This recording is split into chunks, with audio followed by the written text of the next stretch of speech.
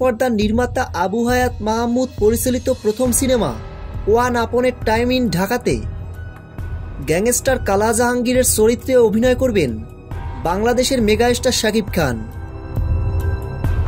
প্রাথমিক কথাবার্তা, পারিশ্রমিক সহ অধিকাংশ দিকেই চূড়ান্ত হয়েছে বলে নিশ্চিত করেছেন সংশ্লিষ্ট একটি সূত্র। এখন কেবল আনুষ্ঠানিক চুক্তি স্বাক্ষরের অপেক্ষা। এই সিনেমায় শাকিব খানের স্ত্রীর চরিত্রে অভিনয়ের জন্য চূড়ান্ত করা হয়েছে কলকাতার জনপ্রিয় অভিনেত্রী মধুমিতা সরকারকে। একটি সূত্র বলছে, মধুমিতার সঙ্গেও প্রাথমিক আলাপ শেষ, তার শিডিউলও নিশ্চিত। সিনেমাটিতে আরও অভিনয় করবেন দেশের খ্যাতিমান অভিনেতা তারিক আনাম খান, দিলারা জামান ও শহীদুজ্জামান সেলিম।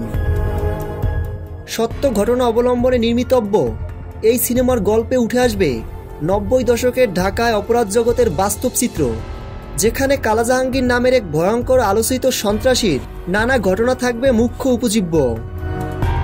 এই সিনেমাটি 2026 সালের ঈদুল ফিতর উপলক্ষে মুক্তি দেওয়া হবে। সেই মোতাবেকই শাকিব খানকে সিনেমাটিতে যুক্ত করা হয়েছে।